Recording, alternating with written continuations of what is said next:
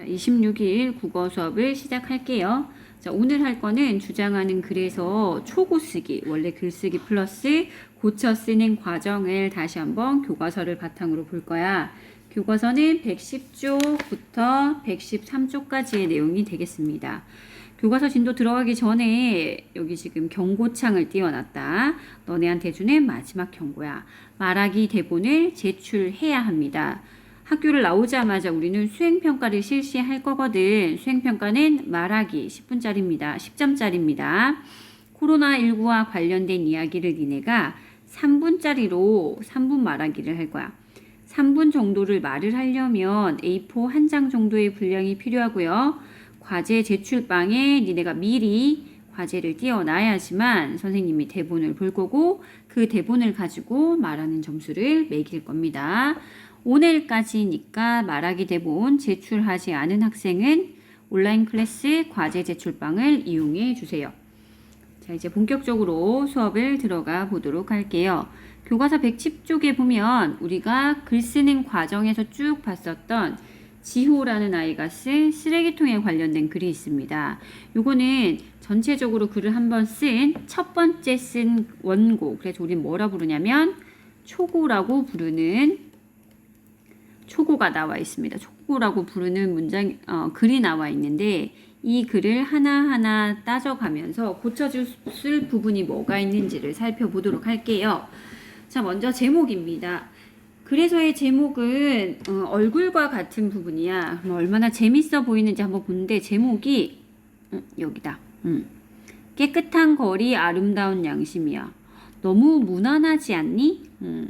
제목이 너무 무난하다는 생각이 좀 듭니다. 깨끗한 거리 아름다운 양심. 그래서 교과서에 뭐라 돼 있냐면 여기 이 아이의 주장이 잘 드러나도록 부제를 추가하면 좋겠어. 부제는 얘들아 부수적인 제목이라고 생각하면 돼. 부수적인 제목이니까 막연한 깨끗한 거리 아름다운 양심 말고 내 주장이 드러나게끔 하나의 제목을 덧붙이자는 얘기지. 자, 글을 먼저 봤더니 글이 가, 나, 다, 그다음에 쭉 밑에 라에 네 문단으로 되어 있어. 이 정도의 문단 분량이면 주장하는 글에서는 무난한 분량이라고 생각을 하면 돼. 먼저 첫 번째 나와 있는 거는 글의 첫머리이자 서론이 되겠지요. 첫 문장을 보면 길거리에서 쓰레기통을 찾지 못해 불편을 겪어본 경험이 누구나 한 번쯤 있을 것이다. 틀린 말이거나 어색한 문장은 아닌데 이 문장의 문제점이 뭐냐면 글의 첫 부분이란 얘기야. 아까 제목이 글의 얼굴이라 그랬지. 그러면 첫 번째 문장은 이 글을 읽을 것인지 아니면 책을 덮어버릴 것인지를 결정하게끔 하는 거야. 그러기엔 너무 무난한 평서문이지 않니? 그래서 이 첫 번째 문장을 의문문의 형식으로 바꾸면 독자들의 주의나 관심이나 흥미, 무슨 얘기일까라는 흥미를 끌고 오지 않을까 싶어. 그래서 이 문장을 의문문으로 바꿨으면 어떨까라고 생각을 해보는 거지. 자, 이거는 첫 번째 초고를 쓰고 나서 글을 다시 한번 읽어보면서 고쳐 쓸 내용을 감안하면서 생각하는 과정이야. 자, 현재 우리 지역은 길거리에 쓰레기통이 부족해서 쓰레기통을 버리려면 수백 미터를 걸어야 하는 상황이다. 지호가 직접 겪은 문제 상황입니다. 문제 상황. 그래서 우리가 이렇게 쓰레기통이 사라진 이유는 어떤 사람들이 가정용 쓰레기를 길거리에 와서 버려. 그 다음에 쓰레기통이 있으니까 거기에 파리도 꼬이고 냄새도 난다는 거야. 그래서 쓰레기통의 수를 확 줄였기 때문이라는 거야. 어디냐 여기다. 쓰레기통의 수를 줄였기 때문에 이게 지호가 파악한 문제 상황이야. 거리가 왜 이렇게 많이 더러워지고 쓰레기 버릴 데가 없어? 이러이러했기 때문에 쓰레기통을 줄여서 그게 문제라는 거야. 그러면 지호가 어떤 주장을 할지 좀 추측이 되지 않니? 지호가 판단하기에 문제 상황은 쓰레기통의 수가 적기 때문이야. 그럼 이 아이는 쓰레기통의 수를 늘리자고 주장하겠구나 라는 감이 빡 오지. 이게 드러나도록 아까 첫 번째 제목에 여기 제목에 있는 부제목을 달아보자라는 거를 활용해 주면 되겠지. 자, 서론의 마지막 부분 문장 볼게요. 그러나라는 부분이 있습니다. 그러나가 어딨나? 여기 있다. 그러나. 자, 그러나는 주장하는 글에서는 앞에 있던 내용을 한마디로 뒤집어주는 글의 표식입니다. 그러면 앞에 서론에서 앞에 쭉 얘기했던 것과 나의 주장은 다르다는 점을 보여주는 거지. 그러나 길거리에 쓰레기통을 늘리면 다음과 같은 좋은 점이 있다. 그러면 다음에는 뭘 얘기해 줘야 될까? 개요 작성 에세이에 썼던 쓰레기통의 수를 늘리면 좋은 점을 여기 지금 첫째, 여기다. 첫째. 한 문단, 또 하나 두 번째 쭉쭉쭉 내려가서 둘째, 여기다. 둘째라고 해서 근거가 되는 문단을 근거 1과 근거 2라는 부분으로 나누어서 설명합니다. 앞에 우리 개요짜기를 쭉 봤기 때문에 지호가 어떤 근거를 댈지는 다 알아. 첫 번째 근거는 뭐였지? 쓰레기통의 수를 늘리면 오히려 거리가 더 깨끗해질 수 있다는 거지. 지금은 쓰레기통이 없기 때문에 세 번째 줄 오히려 예전보다 더 지저분해졌다라는 말이 나와. 오히려 더 지저분해졌다. 그래서 따라서 쓰레기통을 충분히 설치한 뒤에 사람들이 쓰레기통을 잘 활용하도록 여기 지금 보면 유도한다면이라는 표현으로 바꿔주면 문장이 좀 덜 어색하다는 거야. 유지한다는 것은 현재의 상태를 지속한다는 뜻이고 유도한다는 것은 바른 방향으로 끌고 간다는 뜻이야.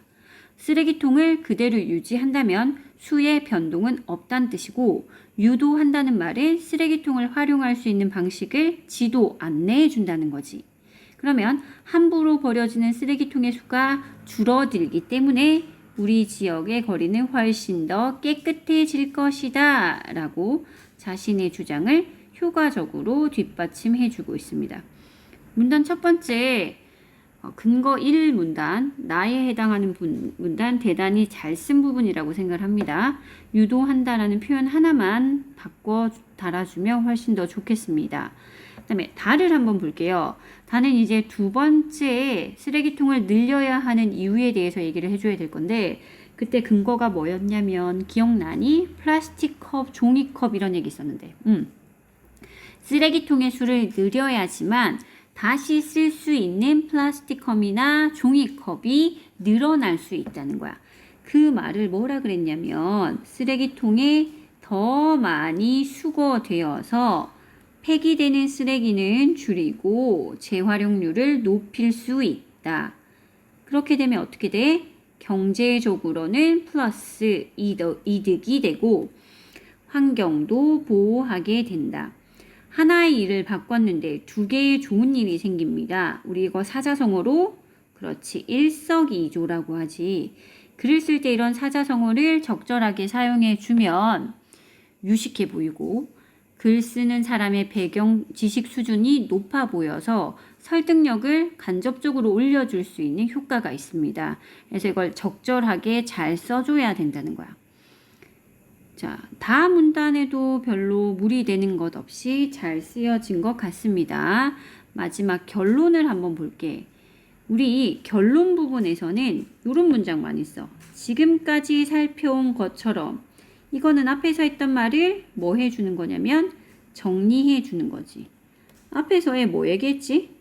쓰레기통이 있어야 거리가 깨끗해진다. 하나.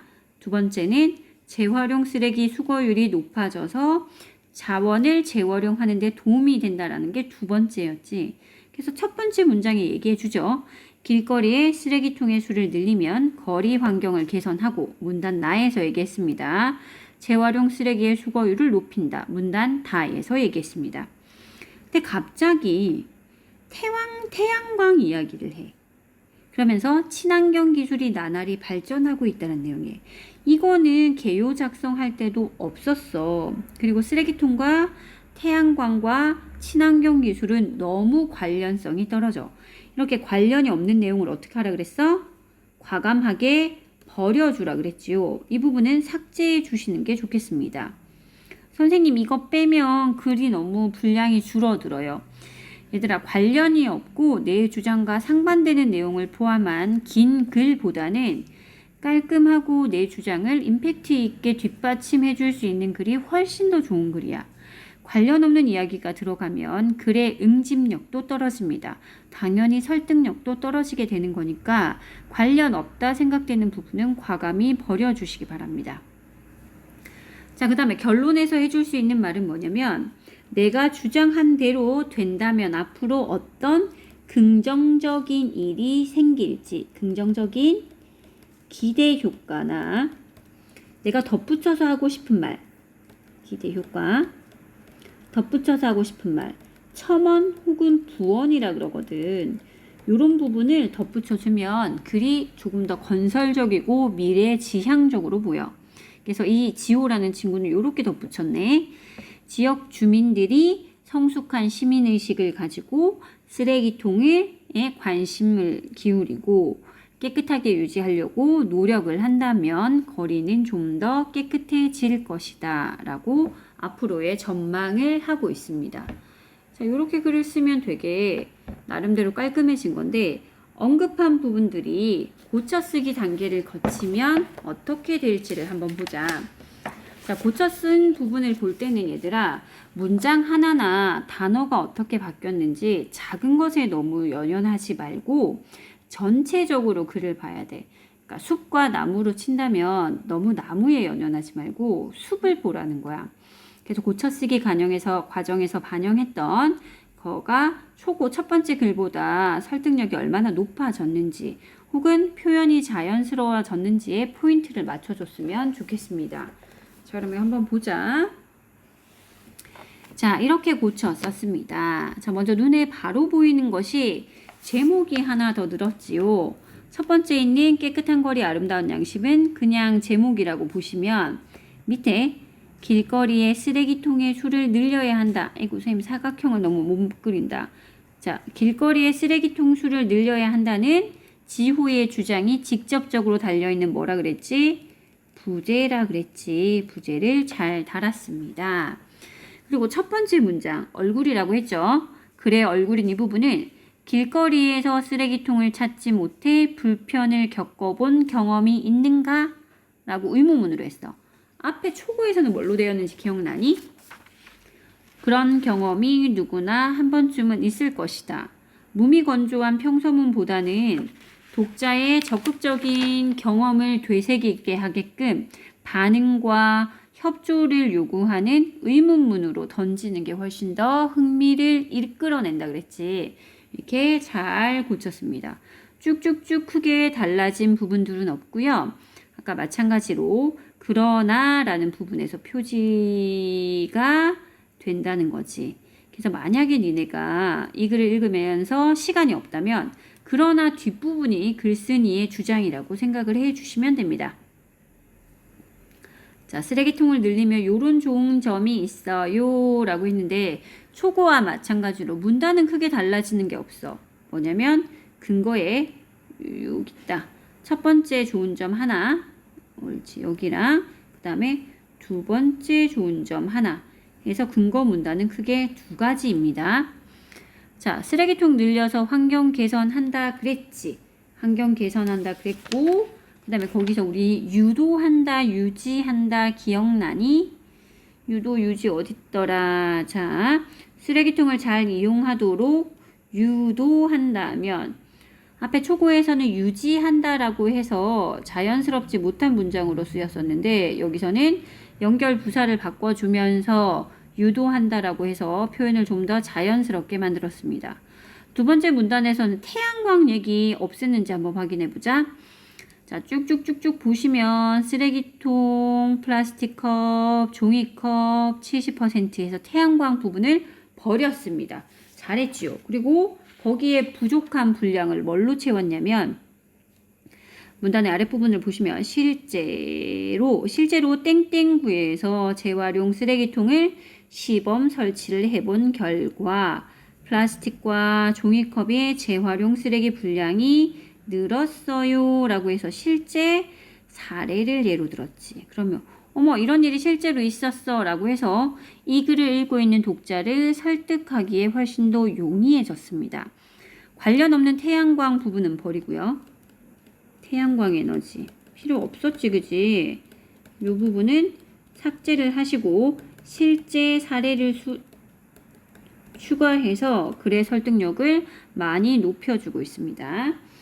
그다음에 결론 부분 보겠습니다. 지금까지 살펴본 것처럼 길거리의 쓰레기통을 늘리면 이것과 이것이 좋아져요.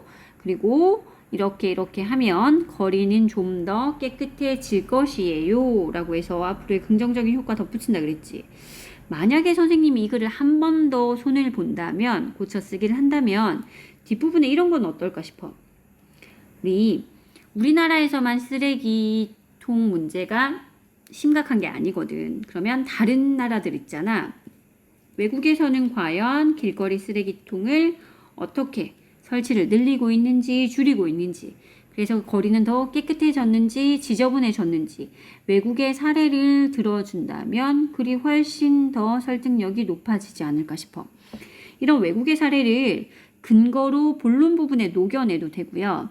이게 적합하게 문단을 찾지 못하면 결론 부분에 한두 문장 정도로 부언해 줄 수 있습니다. 덧붙이는 말로 붙여줘도 글이 훨씬 더 설득력이 높아질 겁니다. 자, 우리 이렇게 하면 주장하는 글쓰기를 총 5단계로 2시간에 걸쳐서 공부를 했어. 한번 기억을 되새겨보면 주장하는 글은 먼저 계획하기를 해야 되지. 그 다음에 내용을 수집해야 돼. 그 중에 필요한 거를 근거로 구성을 하고 내용을 조직하면서 실제 글도 써봅니다. 그리고 다시 한번 읽어보면서 고쳐 쓰는 과정을 겪게 된다는 거죠. 이렇게 해서 우리는 이 단원은 모두 다 끝냈고 내일 학교로 옵니다. 각자 교실로 와서 국어 수업을 하면서는 선생님과 함께 3단원 의문 관련된 문법 관련된 부분을 배우도록 하겠습니다. 학교 오실 때 국어책 챙겨 오시고요. 지금까지 과제가 3번 나갔습니다. 깜짝 놀라는 애들 많지?